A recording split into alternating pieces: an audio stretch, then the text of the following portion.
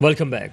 इस वक्त अमजद इकबाल आफरीदी साहब हमारे साथ मौजूद हैं, पाकिस्तान तहरीक इंसाफ से ताल्लुक़ रखते हैं। और जैसे कि अब से कुछ देर पहले बात भी हो रही थी कि इस वक्त जो सारी सूरत हाल हम देख रहे हैं, सिंध की हो या पाकिस्तान की हो, किस जानिब जा रहा है। अमजद साहब ये भी फरमाइएगा कि इस वक्त कुछ हमने देखा है कि कुछ तरक्याती काम, डेवलपमेंट जो है वो हमें होती हुई नज़र भी आई है। सिंध के अंदर वो 1112 रेस्क्यू जो है उसकी सर्विस भी शुरू हो गई है। तो जनाब ये कुछ ऐसे इक़दाम भी तो होना शुरू हो चुके हैं।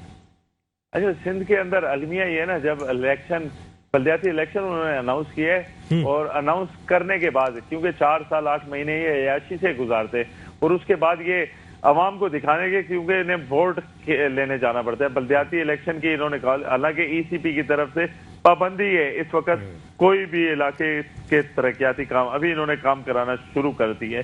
ये 4 साल 8 महीने अयाशी करते हैं, फंड खाते हैं, मजे करते हैं, आखिरी में बस दिखाते हैं लोगों को हम ये कर रहे हैं, हम वो कर रहे हैं। ये इस मुल्क का अलमिया है और ये मुसल्लत है, काफी तकरीबन 30-40 सालों से मुसल्लत है। 17-18 साल तो अभी रेगुलर सूबाई हुकूमत इनके पास है। तो हमारे सिंध का हाल देखें, इन्होंने तबाही की है। सही है। अच्छा सर, अभी एनए 240 का भी एक सिलसिला जारी है। एनए 240 में ज़िमनी इंतखाब होने जा रहा है। तो क्या सर वहाँ पे इलेक्शन की कोई मामलात हैं आपके, या आप नहीं लड़ रहे? बिल्कुल, हमारी पार्टी ने फैसला किया था वहां से इलेक्शन लड़ने का। हालांकि वहां से एमक्यूएम के वो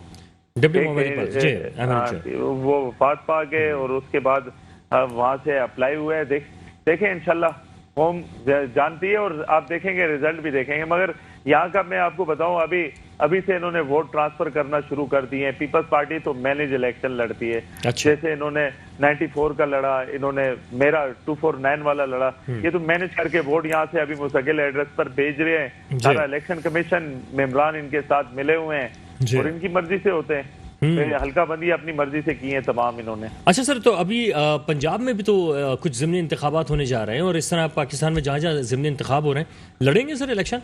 बिल्कुल, पंजाब से हम लड़ रहे हैं। मैं आपको बताऊं, ये हमें कहते थे ये हेलमेट पहन के निकलेंगे, हुकूमत से जब फारिग होंगे हेलमेट पहन के निकलेंगे। और तारीख में पहली बार ऐसा हुआ है, जो हुक्मरान हुकूमत से निकले तो तारीख में ऐसी ना उनको रिस्पांस मिला है कभी, ना उनका ग्राफ ऊपर गया है। ये कह रहे थे हेलमेट में। मैं आपको खाली बताऊं, हमारे 4 हलकों में 80 से ज्यादा उम्मीदवार हैं। खाली 4 हलकों की बात करो जिन्होंने अप्लाई किया है। 80 कैंडिडेट जो ख्वाहिशमंद है लड़ने के। और ये आप याद रखिएगा, तारीख आपको, आप देखेंगे पंजाब जितनी मर्जी धांधली कर ले, हुकूमत जितने मर्जी वसाइल कर ले, ये जीत के बताएं, फिर हम देखेंगे ये कैसे जीत सकते हैं। ठीक है।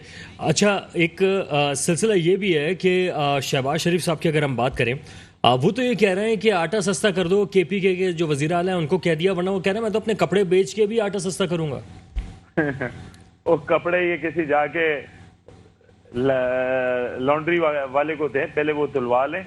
ये ड्रामेबाजी करते हैं, ये सस्ता क्या करेंगे, ये गुलाम है, नौकर हैं, ये उनकी मर्जी से चलते हैं। बेटे बाहर अयाशी कर रहे हैं, एक बेटा मुसल्लत है पंजाब के ऊपर। और ये देखें ना, इलेक्शन कमीशन की जो बात कर रहे थे कल, उन्होंने कहा रिजर्व सीटें आप जब जिमनी इलेक्शन होगा वो खुद खिलाफ वर्जी कर रहे हैं आइन की, और हम उसके बाद अनाउंस करेंगे। तो ये सारी चीजें इस वक्त जोर में, इस वक्त तमाम फरिश्ते उनकी तरफ है, हवाओं का रुख उनकी साइड है, तो चल रहे हैं। हम क्या सर, सब चीजें न्यूट्रल चल रही हैं ऐसा लग रहा है। अदालतों का रुख, अदालतों में जा रहे हैं, पेश हो रहे हैं, हाजिरियां लग रही हैं, मुख्तलिफ पटिशंस दायर हो रही हैं इनके खिलाफ। देखें इससे बड़ी इस मुल्क का अलमिया क्या होगा, जिस दिन आप पर फर्ज जुर्म आयद होना था, उस दिन आप मुल्क के वजीर आजम और बेटा आपका वजीर आला बन जाते हैं।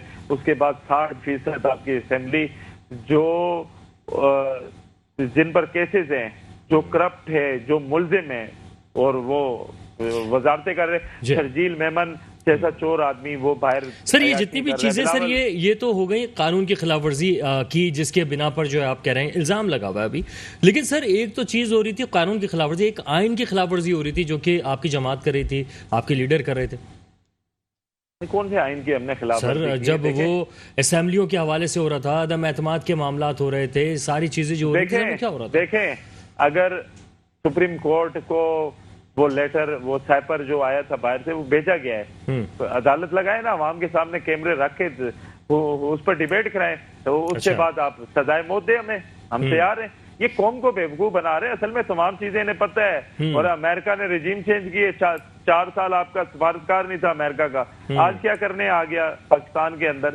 یہ آج آپ کے تعلقات بن گئے, تمام چیزیں وہ فکس کر کے دے رہے ہیں. آپ اسرائیل کو ماننے جا رہے ہیں, میں آن دا ریکارڈ کہہ رہا ہوں. آپ دیکھیے گا 2 مہینے بعد ان کے لیے سارا ماحول بنایا جا رہا ہے. اس کے بعد دوسرا آپ امریکہ کی مرضی کے ساتھ آپ رشیا کی طرف سر جتنے بھی جو وفد کی جی بالکل سر, جو وفد اسرائیل کے بارے میں کہا جا رہا ہے اس کا تعلق پاکستان سے تو تھا نہیں, اور وہ امریکن نیشنل تھے, اور جو گئے تھے ان کے تعلقات یا دوستیاں, کہا یہ جا رہا ہے حکومت کی جانب سے کہ تعلقات اور دوستیاں تو آپ لوگوں کے رہنماؤں سے تھیں.